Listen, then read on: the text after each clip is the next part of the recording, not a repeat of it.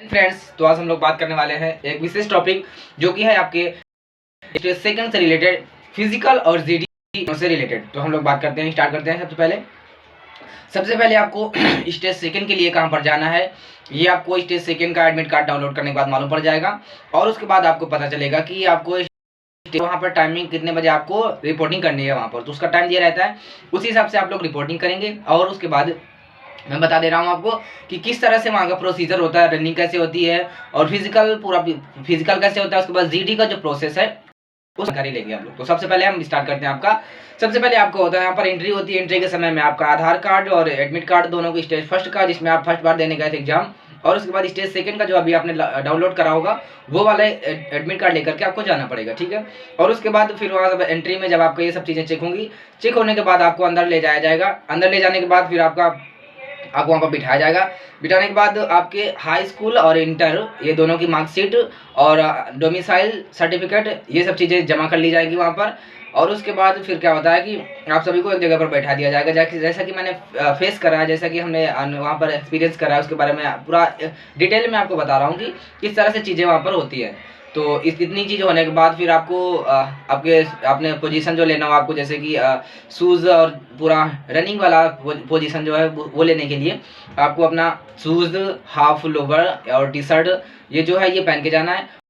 वो जर्सी नहीं मिलेगी, नंबर जिसमें लिखा रहता है आपका चेस्ट नंबर वो मिलेगा। और उसके बाद आपका रोल नंबर, काफ़ी सारी चीज़ें वहाँ पर फिलअप करवाई जाती हैं, फॉर्म भरवाया जाता है। जब वेरिफिकेशन होने के बाद फिर उसके बाद आपको रनिंग के लिए लिया जाया जाता है। तो यहाँ पर क्या हुआ था कि मेरा गया था सेंटर यहाँ पर स्टेज सेकंड का कानपुर ASC 3 पर कानपुर में। तो वहाँ पर गए थे हम लोग। तो हम लोगों को हमारे ग्रुप में लगभग 180 स्टूडेंट कैंडिडेट जो थे उन्होंने पार्टिसिपेट किया था, वो इतने लोग दौड़े थे। तो उनमें से क्या हुआ था कि सभी लोग को ले गए थे और वहाँ पे उसके बाद आपको वॉशरूम होने जाना है। रनिंग के पहले आपको पूरा पोजीशन पूरा गाइड करेंगे। जो वहाँ पर जितने भी इन्विजिलेटर होते हैं, CO साहब थे वहाँ पर, उन्होंने हर एक चीज़ को बहुत अच्छे से बताया था। और उसके बाद बताने के बाद बोले थे कि किस तरह से आपको फॉलो करना है इंस्ट्रक्शन, और इंस्ट्रक्शन फॉलो करने के साथ साथ आप इस तरह से अपना रनिंग क्वालिफाइड कर लेंगे। तो इसी तरह से होने के बाद सब लोग खड़े हो गए थे लाइन से, और उसके बाद फिर उनके इंस्ट्रक्शन पर हम लोग स्टार्ट किए। रनिंग 7 मिनट में हम लोगों ने बराबर क्रॉस हो गया हम लोगों का रनिंग। अंदर उसमें से फिजिकल में से जैसे आपका स्क्वाट्स, पुशअप और ये सिटअप्स होती है। तो सबसे पहले तो पुशअप आपकी 10 पुशअप थी, वो पुशअप करवाई गई। पुशअप में आपका पोस्चर बहुत ज़्यादा मायने रखता है। पोस्चर पुशअप हो या स्क्वाट्स हो, ये सब चीज़ों के लिए आपको पोस्चर बहुत ज़्यादा ध्यान रखना पड़ेगा।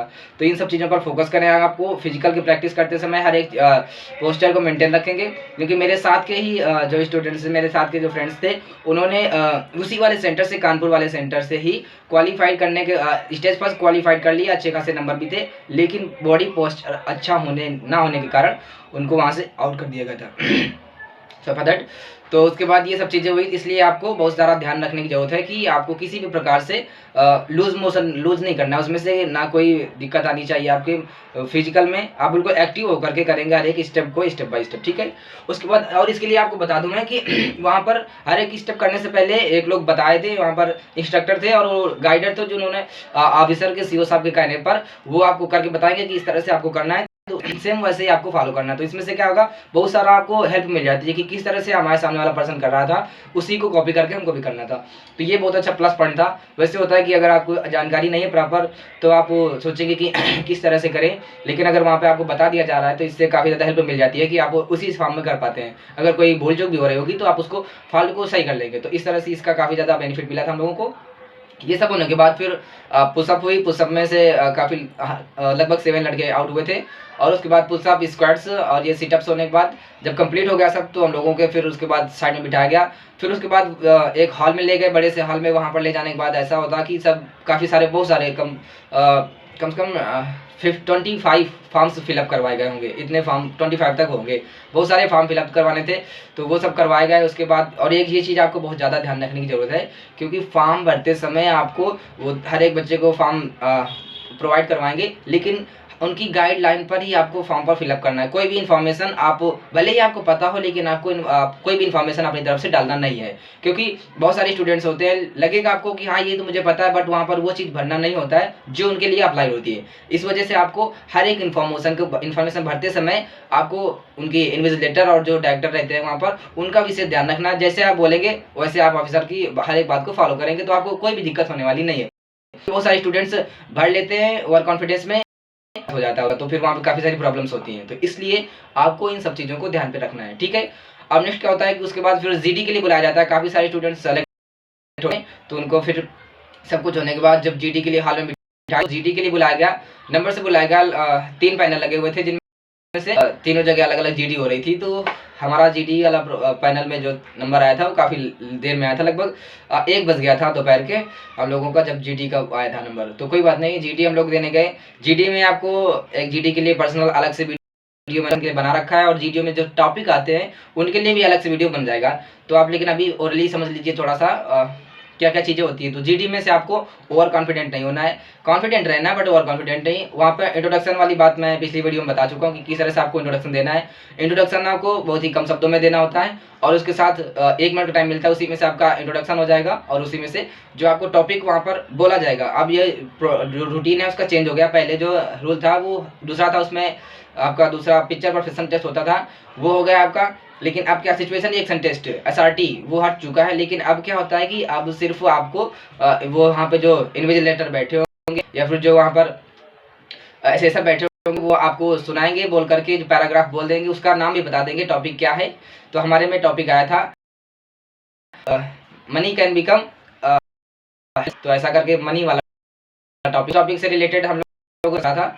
और उसके बाद क्या था कि ज़्यादा आपको एक्स्ट्रा बोलने की जरूरत थी, और ज़्यादा बोलने से मेरी जानकारी में कुछ लड़के ऐसे भी रहे हैं जिन्होंने जीडी पे अच्छा किया, लेकिन ज़्यादा अच्छा होने के कारण, मतलब ज़्यादा अच्छा मतलब होने का कि ज़्यादा बार आपने कर लिया, तो वो आपके लिए हार्मफुल हो सकता है। इसलिए से एक लिमिटेड दायरे में, अगर आप 1 मिनट वाला इंट्रोडक्शन के साथ ग्रुप डिस्कशन पर आप मिनिमम 2 से 3 बार बोल पा रहे हैं, तो आपके लिए बेस्ट है। उससे ज़्यादा बोलने की जरूरत नहीं है, क्योंकि उतने में आपको वो जज कर लेंगे। सबसे पहले तो इंट्रोडक्शन और वो नरेट करते हैं जब आधा मिनट आप, तो उसी में से आप आज से ज़्यादा जज हो जाता है आप लोग कि कितना आप क्लियर कर पा रहे हैं वहाँ पर चीज़ें। तो इस तरह से होगी, ठीक है। उसके बाद क्या लोगों की जीडी में, और एक बात खास बात, जो बच्चे इनिशिएट नहीं कर पाते जीडी में, बोलते समय पार्टिसिपेट नहीं कर पाते, तो उनके लिए क्या होता है कि जो हमारे वहाँ पर एसेसर बैठे थे, उन्होंने बोला भी था पर्सनल, जो बच्चे नहीं बोल रहे थे तो उनसे बोले कि आप जो बोल रहे थे तो उनको स्टॉप करवा करके, जो नहीं बोल पा रहा था उसके लिए भी अलग से उसको मौका दिए थे कि आप बोलिए। तो इसमें जीडी होता है टफ, लेकिन उतना टफ नहीं होता जितना हुआ बना के रखा गया लोगों द्वारा। आपको बस इतना है कि आप प्रिपेयर करके जाइए अच्छे से, आप बोलिए अपनी बातें वहाँ पर रखिए, तो जाहिर सी बात है कि आप सेलेक्ट हो जाएंगे, जीडी भी आप क्वालिफाई कर लेंगे। तो उसमें से क्या था कि मेरे ग्रुप में 17 बच्चे थे, 17 में से 2 जो थे वो आउट हुए थे, क्योंकि उनको मौका देने के बावजूद नहीं पा रहे थे, और उनसे कुछ अलग से भी बातें पूछ ली गई थी थोड़ी सी, बट वो उनका रिप्लाई नहीं दे पाए थे, तो इस वजह से उनका आउट हुआ था। बाकी सब बच्चे जितने भी लोग थे जिन्होंने इंट्रोडक्शन अच्छे से दिया, नरेट करा, और दो बार अगर मिनिमम 2 से 3 बार आपने पार्टिसिपेट किया, तो आपका आराम से क्वालिफाई हो जाता है। तो इस तरह से होता है आपका पूरा जीडी का प्रोसीजर। और उसके बाद जीडी होने के बाद सबको बिठा दिया जाता है, क्योंकि ग्रुप से होते रहते हैं जीडी अलग अलग पैनल पे। तो जब पूरे सभी कैंडिडेट्स का जीडी हो जाएगा, तो उसके बाद बैठे रहते हम लोगों का रिजल्ट आया था लगभग 9 PM के लगभग, हाँ शाम मीटिंग आया था 9 बजे। तो जब रिजल्ट मालूम पड़ा कि बताया गया कि कितने लोग जीडी क्वालिफाइड कर रखे हैं, कि जिन्हें नहीं क्वालिफाई कर रखे हैं, तो जो नहीं क्वालिफाई रखे, रिजल्ट उसका जो होता है वो फाइनल में शाम को देते हैं, तो दोनों लोगों को मिलता है रिजल्ट बराबर। ऐसा हुआ तो हम लोगों को हमारा पता चला कि जीडी आपका क्वालिफाइड हो गया है। उसके बाद आपको मेडिकल के लिए एक पर्ची टाइप, मतलब एक एडमिट कार्ड मिल जाता है छोटा सा, तो वो एडमिट कार्ड से आपको जानकारी मिलेगी कि आपको मेडिकल के लिए कहाँ पर जाना है। तो इस तरह से आपका ये पूरा जीडी वाले दिन का, जीडी और फिजिकल वाले दिन का, 1 दिन का ये पूरा प्रोसीजर था जो मैंने आपके साथ शेयर करा है। इससे रिलेटेड कोई भी डाउट्स हो आप कमेंट बॉक्स पर कमेंट करिए, मैं आपका हर एक डाउट क्लियर करने की कोशिश करूँगा।